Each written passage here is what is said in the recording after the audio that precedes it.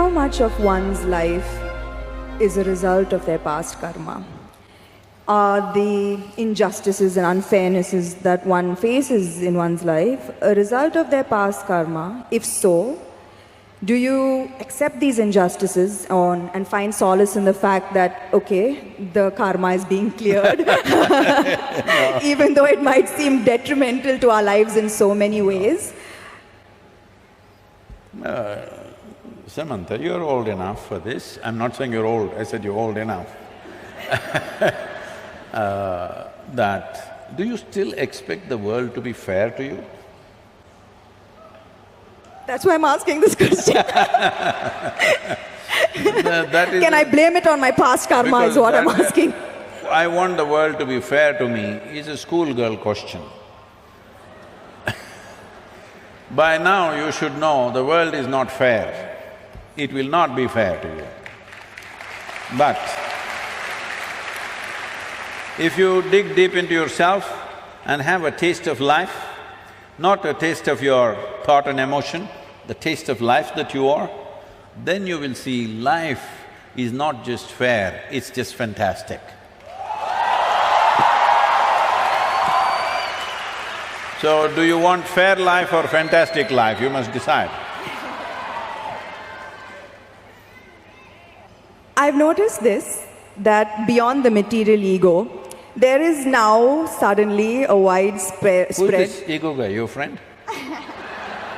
Is all around me.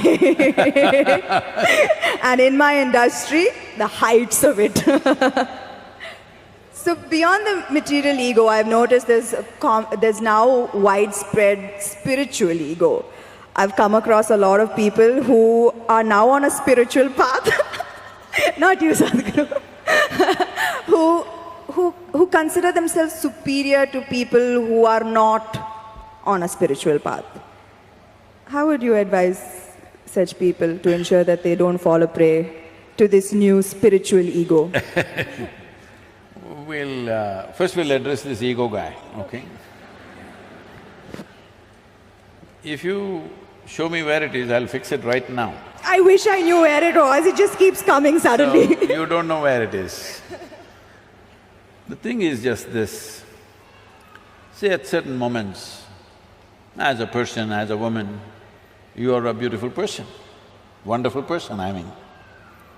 I'm sorry, I didn't say only at certain times you're beautiful, you're always beautiful, but certain times you're wonderful, all right? Certain moments maybe you're nasty, possible. So whenever you're nasty, you say, it's my ego. Why don't you say, it's me, I'm sometimes wonderful, sometimes nasty. If you see this, naturally nastiness will go down. But if you say, whenever you're nasty, Mr. Ego does this, and you don't know where he is, you don't know his address or ID, nor do you know his phone number, so how do you fix this guy? So everybody has this going in their life, because this is spiritual jargon without being spiritual is all over the place, particularly in India, because we have, 15,000–20,000 years of spiritual history, so we know all the words. We know what Atma, Paramatma, this one, that one, Ahankara, everything we know, words only. Words only, noted. So we can just throw words like this and confuse the Western population quite a bit. Because if you come here, they'll say Mukti, Shakti, this one, that one, all kinds of things. I know a lot of people who've gone and set up spiritual centers in the West, particularly in America, because they just know one chant, just one chant. Okay, Asatoma Sadgamaya, with this they run the whole thing. So unfortunately, spirituality, in some ways it's come there. It's come there because there is need in the society, there is not enough source. Because of that, people are manufacturing this here and there. This happened, a few years ago, 16 years ago. And I was in United States, and then somebody in the office, our office, told me, Sadhguru, did you know every day 100,000 people are typing out the word spiritual? I said, is that so? Type it out and see what comes out. Are we even there in the picture? They typed out spirituality. First thing that comes up is a spa in Mexico. You've been there.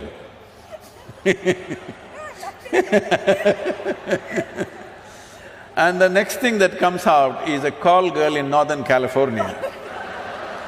She has learnt all that SEO. For everything she says spiritual, spiritual, spiritual. 108 times she uses the word spiritual on her website. You say spiritual, she comes up, number 2. I thought this is a shame. For thousands of years, anything spiritual means people looked east. East means India, that's what it meant. So I said we must start something, a spiritual gateway, that if people say if they seek spirituality, they must look towards India. Because this is one culture which has spent maximum amount of time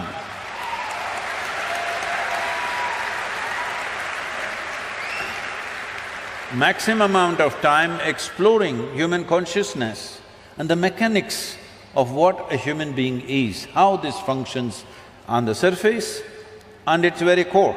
How does this function? What can we do about it? This has been explored.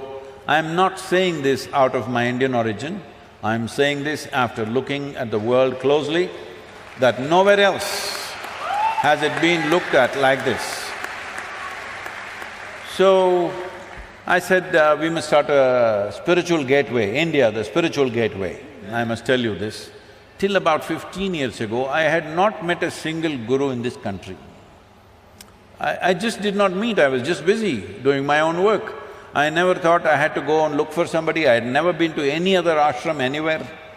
And then I thought, okay, let me make an attempt, then I started making phone calls. They all received my call pretty well, and then I started visiting some people and started putting together. We had one meeting with 125 gurus.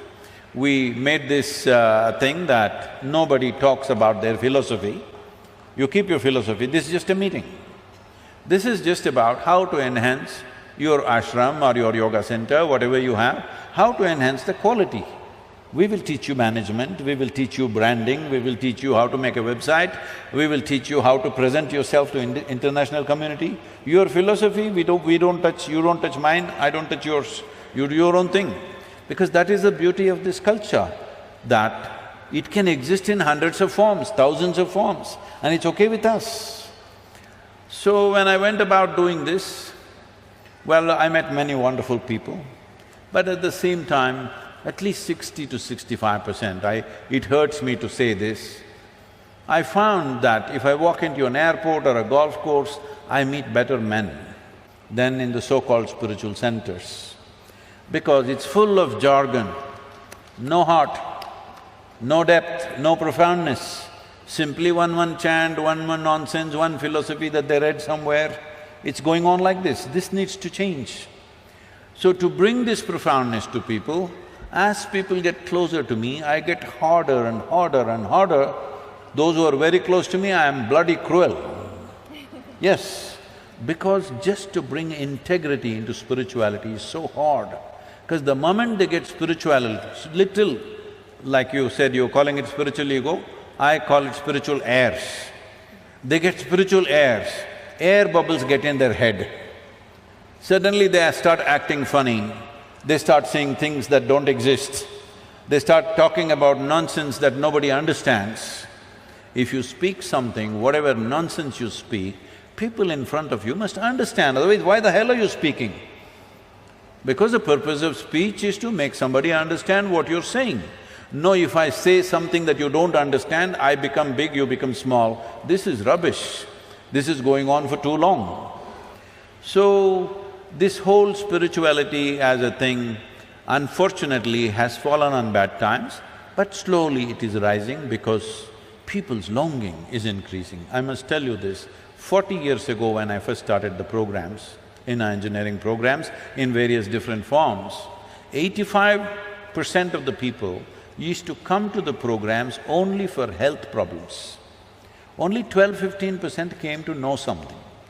Today, over 90% of the people come because they want to know something, experience something. Only 8 to 10%.